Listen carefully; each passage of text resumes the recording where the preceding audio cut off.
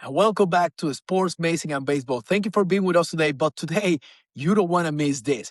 We're lucky enough, unfortunately enough, to have Dr. Glenn Fleisig, one of the pioneers in biomechanics in baseball.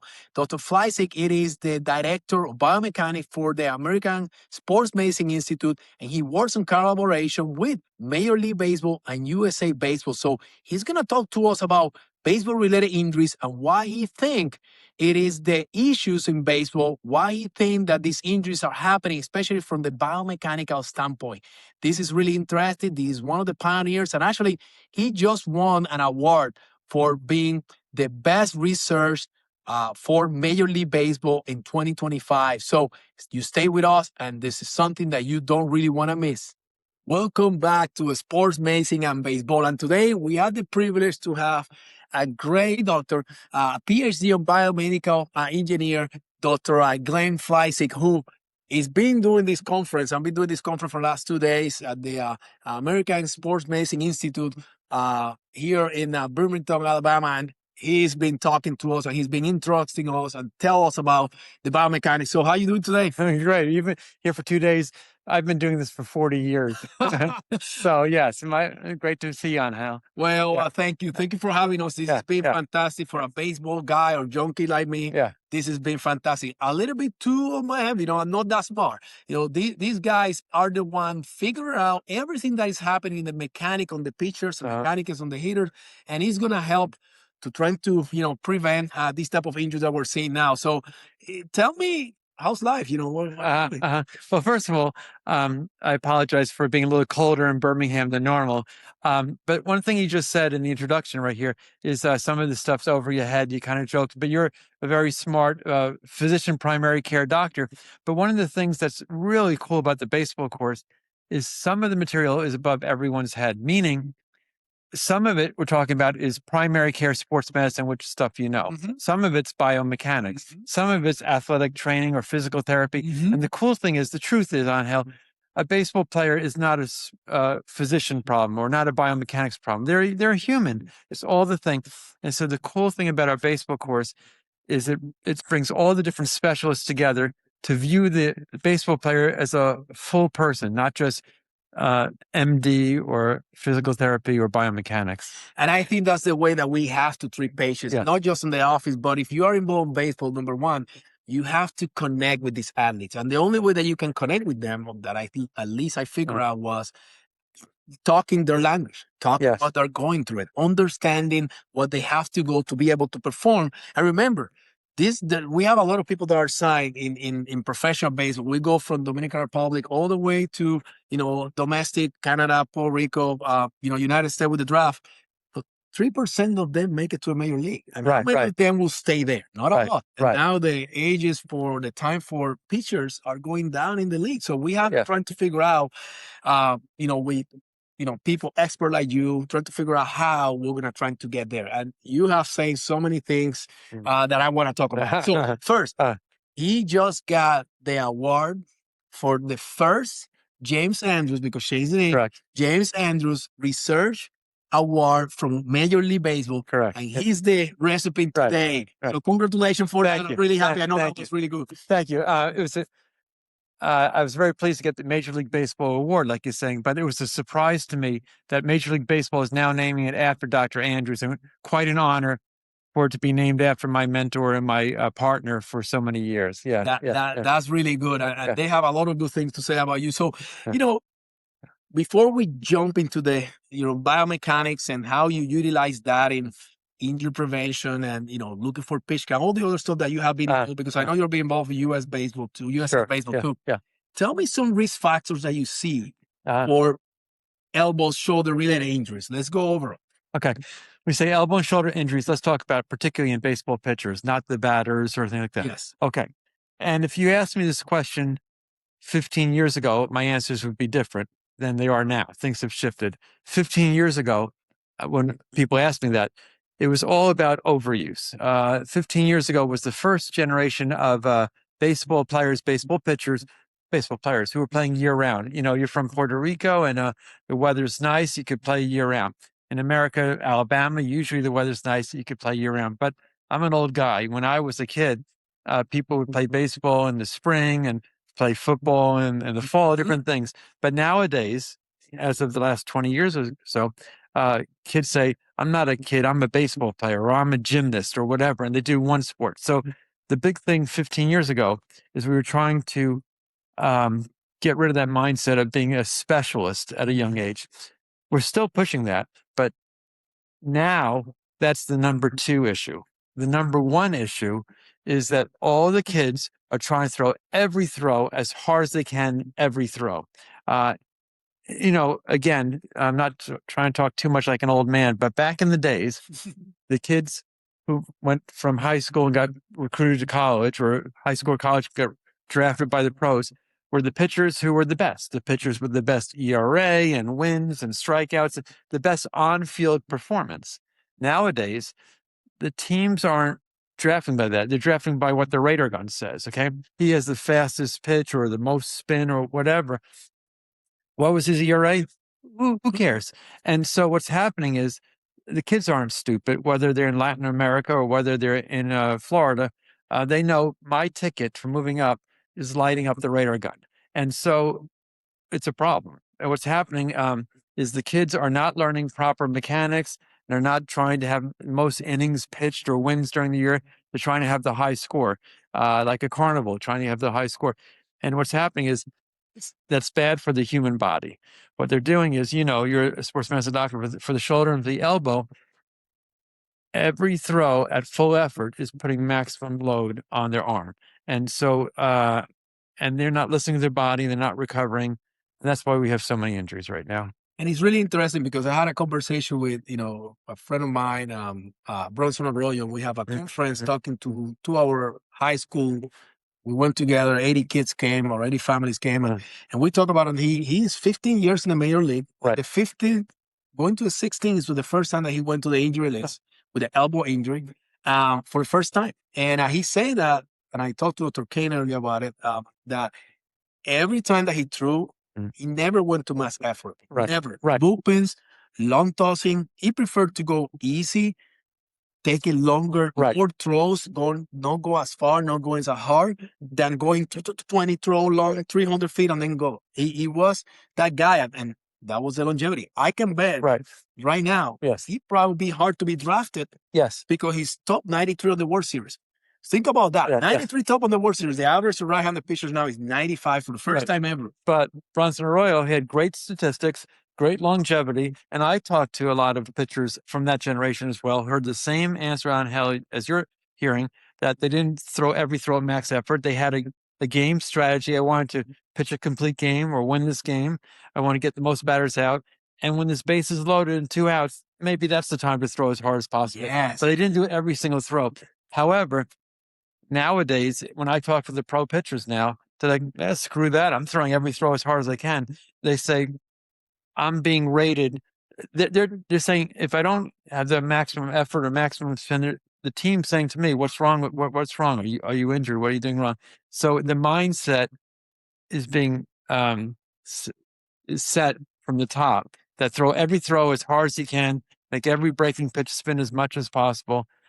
And it's not good for the longevity of sports medicine. So obviously, mass effort, the movement on the ball. We talk about vertical movement, okay, but horizontal movement an issue. Right. And I'm seeing, I got parents and the kids and the teams that my kids play that are talking about, the ball goes from 4 inches from side to side, and I'm like, oh my God, what is going on here? And I got a message yesterday. A good friend of mine sent me about his kid throwing away the ball, stuff like that. And what we're talking here is, they're talking about you can still do it, but maximum effort is an issue. So, I see this, and it's hard because listening to all you guys looks like the issue is coming from the top to bottom. Yes. Because this is what they need to stay in them to go to the major league, to stay. Yes. And then this is what everybody's emulating from college to high school to youth to trying to get there. And that's kind of sad there because we have to find a way. And then you mentioned something really good that Major League Baseball is been doing. That is the dead period, the dead time. Is that correct? So tell me about that. Correct. So everything we're talking about now is not just me or just ASMI saying. There was a consensus, a report by Major League Baseball in December 2024, which is a little over a year ago right now, which came out and surveyed all of the experts in baseball, all the doctors, biomechanists, and across the board, everyone said the things I just said are the things that are happening. Everyone's trying to throw all throws at max effort. Because of this report, Major League Baseball decided to take some steps. One of the other things in that report was Major League Baseball thinks the experts are saying that year-round baseball is also one of the contributing factors. Maybe not number one, but it's in the top five. Okay, and so Major League Baseball can't tell high school baseball players or college baseball players or teams, stop, you can't play. All Major League Baseball could do is control Major League Baseball. So what they've done is Major League Baseball has set up what they call it a dead period, and so Major League Baseball has self-regulated and agreed that the 30 clubs will not watch any high school age baseball player from mid-October to mid-January. When I say watch, they will not go to a showcase, a scouting event. Will not even they're not even allowed to look at data collected from game stats or anything in that period. For college, it's from mid-November to mid-January. So Major League Baseball, again, can't control the other things. They can control themselves, and they're trying to send down the message. Like I said, it's all top to bottom, that Major League Baseball is saying, we're saying don't play during these times. We can't make you not play, but we can tell you we're not going to look at what you do during these times. And that's really important because we are recognizing, you guys as an expert recognizing that the issue is coming from what they're asking the top level, and everybody's trying to emulate at a really young age. And yes, and the average now for major league pitchers, the average of years of service is less than 3 years, right? So think about that you have a years of service to go to your retirement is 10 years. You guys are not. Right. 3 years is less than the NFL. Think about that. Right. The NFL player. Yeah. It is alarming. And yes. One of the things that I talked earlier that came on my head today, just listening to you guys, was what is going to happen with this young athlete who are now don't have a job? Yeah. They're going to do what they do better, coaching. And they're probably going to go to this whatever $1 billion industry that is a youth sport, and they're going to teach them what they got, what they did, what hurt them. Yes. So it is a snowball effect. Yes. And that's where, the biomechanics use. You say something really important today that, you were talking about the Dr. Meister was talking about squeezing the ball and the, horizontal, movement. But you mentioned that need to work about the mechanical. Yes. The good mechanics appropriate for the player, because every player is not the same mechanic, but that good mechanic will give it a better chance to not get hurt. Can happen, but give you a better chance. Yes. Tell me about. I'm just going to rephrase essentially what you said. The question that was asked to me today was, which is most dangerous for pitchers to get hurt? Fastballs or curveballs or changeups, sliders, etc. I said the answer is not which pitch type. The answer really is, are they doing it with good pitching mechanics? Okay, so a pitcher with good mechanics, pretty much regardless of what kind of pitches he's throwing, has a less chance of injury than a pitcher with crappy mechanics, essentially, who regardless of pitch type. So really, proper mechanics or biomechanics is really key. It's what I've invested my career in, and scientifically, ASMI and other places have shown the correlation between pitching mechanics and stress on your arm and risk of injury. So it's proven, and I'm very excited on how that we started this, like I said, 40 years ago. We were the only biomechanics group, and now every major league team has biomechanics equipment. They have biomechanics people. Colleges do. I was essentially a profession of one person, but now it's a whole field, and it's real exciting because a pitcher's biomechanics are important for his safety and his performance, and it's happening. And you have a biomechanic society that is nice. No, I can see you smile on your face when you're talking about it. You tell me about your passion. That's one of the things that you told me. Tell me about that. So about 5 or 6 years ago, before the pandemic, I was noticing other labs are popping up, other biomechanics, and some teams are starting to buy biomechanics equipment. This was about 5, 6, 7 years ago. And I could have done one thing. I could have done one or two things. I could have stuck my head in the mud and said, I'm the only biomechanics person, ASMI, we'll just do our thing and beat everyone. But instead I said, hey, there's an opportunity here to work with everybody for the betterment of baseball. Okay. And so what we did was I contacted other colleagues I know at other biomechanics labs and with some teams, and I said, hey, let's start a society. Every profession, you're a physician, there's a professional medical societies, there's AM, for instance, there's AMSSM, you might be a member, different societies. And there is a society of biomechanics, okay, American Society of Biomechanics, but it is people doing all sorts of biomechanics, animal leg things. But there was enough now specialty of baseball biomechanics that we started what's called the American Baseball Biomechanics Society. And it was a website, and we decided our philosophy was we made membership free, and you don't have to be a biomechanist. You could sign up, okay? And become a member. And the purpose of the society is to get everyone on the same page. We're trying to make it so that people biomechanists understand what is accurate equipment and what is not accurate equipment, and what should we be measuring and what language should we be talking. And so I'm very excited about that, as you could tell. And I'm really excited about where the field of biomechanics, baseball biomechanics, is and going. That is just fantastic, and that definitely is going to help to prevent or to identify more risk factors, more appropriate way to throw. Do you see any difference between the athletes? How you mention what is the specific mechanic for a specific player? What you look for? Okay, pitchers or Pitchers. Yeah. So you said we're trying to do it to prevent injury, but really the teams or whoever, they're trying to do to maximize performance. Okay. And so the cool thing is proper mechanics to maximize performance is also proper mechanics for preventing injuries, not different things. It's two in the same direction, because the human body works a certain way and the laws of physics work a certain way. So to answer your question, this pitcher or that pitcher, how do we maximize for different people? There's some things that are individual. We're not trying to make robots, okay? But there's some things that everyone has to follow, because everyone has the same bones and the same ligaments and tendons, and everyone's operating under the same laws of physics, okay? So we have some quantities that we measure that everyone should do. Explain this. There's some things that are the same for everybody because of the laws of physics and how the body's built. There's some things that are different individual. Here's an example, okay? So some pitchers, as you know, are kind of over the top pitchers, and sorry about sticking the hand in your face. Some are more sidearm, and some are more 3/4 arm, okay?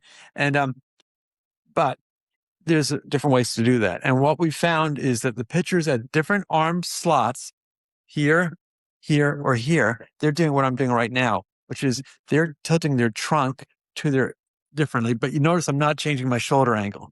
So regardless of which personal arm slot you're choosing, you should still have a 90-degree abduction angle or armpit angle. Okay. Trunk tilt angle varies, and it makes sense. Now, either trunk tilt or arm angle could give you different arm slots, but everyone has a humerus bone, or arm bone, in the shoulder socket, glenoid socket, and muscles and rotator cuff. Everyone has the same thing. Turns out, as you know from medicine, sports medicine, the arm works better most naturally when the arm abduction or armpit angle is like 90 degrees. So a nice way to just watch, even from a video camera, whether someone has healthy, successful pitching mechanics, is you can see people from different arm slots from, let's say, the catcher's viewpoint. But if at the time of ball release, their throwing elbow is on an imaginary line with the two shoulders, then their shoulder is safe. If they've changed their arm slot by going above or below that, that's a dangerous thing. So again, you can have an arm slot here or here, but there's a safe way of doing it, like this or like this. And there's also the dangerous way.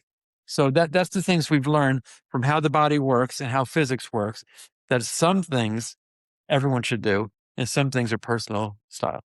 Well, I say at the beginning that is things that are over my head, because there's a lot of numbers, there's a lot of nanometers by looking power, things like that that you have to pay attention. But the way that you explain it there, Anybody can understand that. And obviously that goes with a lot of other things that go with your hip rotations and the other things that you guys correct or give you know, ideas for the physical therapy and strength and coaches to get them correction. So the player have, Yes. and you told me that was interesting. You said, it is not just about injury prevention. You told me, I'm going to give you injury prevention, but increasing your performance, you're going to get that injury prevention. Right. And that's something that I love about it. And that's also what sells. That's what people want to hear, whether it's the high school dad or whether it's the pro team. That no one's worried about the injury until it happens. Okay. They were about their goal, right? The goal is to get the maximum performance, and those are really interesting things that I feel fascinated, and I see your exam, and I maybe be more excited about it. To be honest with you, I know even when I don't have the engineer mind, but I appreciate because, like you say, this is not something. Doctor things, PT things, athletic trainers things, strength conditioning things, biomechanics thing. This is a whole thing. It's like being a team physician. It is utilizing everybody. It is everybody do something to help. It's not one man's shop, right? It is multiple people for the well-being of these players. And that's one of the, the things that I want to talk to you about it, because when I see you talking there and I see what the job or the information that you were giving us, it is so valuable. Anything you have to say out there, for families, for people, how to manage, the way that the youth sports are going. I know there's I say billions, industry because it is. They're making a big industry in the youth sport with tournaments and things like that. If you have to tell somebody out there what you will tell them to try to prevent what is happening in baseball, right? First of all, not to be negative. Some people out there are trying to make a buck. Okay. Whether they have a company or a private instructor. ASMI, we are a nonprofit institute, so I don't have any agenda. I'm not making money off the answer. Let me tell you what the science has shown that we've done and that we've read, that this professional athlete, those who get to be a professional baseball player or other athlete, the key word is being an athlete. When you are a 10-year-old or 12-year-old, you're not a professional baseball player. The best thing is to be a kid and to be athletic. What does that mean? That means, frankly, the 10, 11-year-old who's playing multiple sports is going to be more athletic and fit than the one who plays one sport, one activity all year round. There'll be a time for that, but that's not the time. The prepubescent athlete is better off developing athleticism, coordination, physical ability and skill by playing multiple sports and not playing one sport year round. It's safer on the body, but they're also going to become the better athletes. As they become the high school athlete or higher up, then they could specialize. But one thing I would say is watch out for these situations where you're going to do one sport year round. Of course, the kid loves the sport. You want to play that sport, but you're better off doing various things. Your body won't get burnt out. Your emotions won't get burnt out either from playing one sport year round. So I would say let kids be kids. And I'm always going to tell this story about my young kid. He was 8 years old at that time. He's going to be 11 soon. And he loved baseball. He likes to play baseball. He was playing soccer at that time with his cousin. And he made a select team. They were, not traveling too far, but they were going a little bit around. And he played in the fall and then the spring. It's baseball time. We don't play two sports. We're a family of 5 kids. Me and my wife want to have a little bit of time for us sometimes. And we can do two sports, right? So the kid understood. Baseball is what it is, and the coach just get upset because he was not playing year round. To the point that he told him he need to try out again. Fine. He went to try out, and I was out there, and the coach look and see this and watch this. This is the truth. This is my side of the story. Okay. He didn't look at him. I asked my kid, "Hey, what your coach told you?" I say, "He didn't look at me. Right. I was trying to get his attention. He didn't. I made the other team, but I want to play my cousin." So you know what he did? At 80 years old, he had to pick up a sport. Because he didn't want to play with all his cousins, and he wasn't going to play in the other team, even when I was similar level. And I said, you know what, buddy, I'm sorry. This is all we can do as a family. And hey, when you go in high school, he played basketball because it doesn't interact, with the baseball. So I let him play anything. but not at the same time, right? Because it's a time and place. So, but that situation happened at 8 years, so that he had to make a decision. Not only that, playing one thing at a time. There are also situations where kids play on two baseball teams at the same time, overlapping. They're on the school team and they're on the travel team. And then even from a pitching point of view, a league might say, here's your pitch count limit. But the travel team doesn't have a limit. And the travel pitchers don't count on the game, on the school games. It doesn't make sense. It's the same human body. It should all count. So one of the things we really recommend against is playing on two different baseball teams at the same time. That's really problem. I will tell you this. We have been lucky enough to be around good people in that aspect for my 14U kid, because high school coach say, hey, he's an 8th grader. It's a small school. He can try out. He played freshman last year and he got some at bat in JV, but he wasn't pitching. He's a 13 at that time, 60 feet and 6 inches. No, I'm sorry. It's too far from him. He should be less on his age. So he didn't. He played in the third base. So a little bit longer on, that was a little bit of an issue. He had issues with it. And they recognized that. They moved into a different position for that. But he say he still needs to be developed, right? So develop for the fielding and hitting standpoint, not from the arm. And the coach say, if you are going to pitch with your team, don't pitch with me. We got more years. You're not on varsity. You get 4 years. And that was the way. But still, if you get a kid that go to a school that is going to make a 30-year-old team and he's going to be in the bench as a high schooler, why he's going to be there? Go to his spring, his age group, let him develop, because they need, for the player, need a bat, they need reps. For the pitcher too, the decent is a bit different. Yes. Even the one that are now that are 14, when they're trying to go to their as a freshman, they have issues getting over the plate because it's too far. How we did some studies on this. This is a big issue. Every kid is a 10-year-old, 11-year-old. Every kid grows up, right? And every kid at some point is about 13 years old. And at some point, they're switching from the little league to the big size league. And we've done some biomechanical studies. We compared 13-year-olds. We tested maybe about 25 kids. We had them to throw at the short distance. I think it might have been 42 feet, 40 feet, and at the 60 feet, 6 inches. And we also had them throw 54 feet, kind of an intermediate distance. And what our biomechanics study showed, you can look up our study, is that as the same kid on the same day threw the different distances, he threw the same ball velocity. I mean, his maximum velocity, but it was more force on his shoulder in particular at the farther distances. They were manipulating the mechanics and it was creating more force. So what the study shows is that when possible, a kid should go from the smallest field, the 42 feet field, to a 54-foot field, which some towns have that, and then a 60 feet, instead of jumping from 40 to 60 feet. We have that. We have that intermediate. So that is an advantage. That is optimal. But some towns don't have that. They drop from 40 to 60, and it's a mess. It's a lot of force on the kid on the adjustment. And I know you have involved into the pitch count, and I know back in I think it was 2005 when there were that study that they have 500 organization to the whole world about getting the pitch count. And one of the things that I tell, there's schools that are going to have kids out there that are young, that may be freshmen now, or maybe sophomore, that made the varsity team. But remember, the freshmen have 14, 15. The other one, the sophomore have 15 to 16. The pitch count max in a day in a high schooler as a senior and junior are the same. I think it's 105, if I'm not wrong. Yes, correct. Right. And but these kids, by that age, they are 85. Right. So, but if they're on that team, right. So think about it.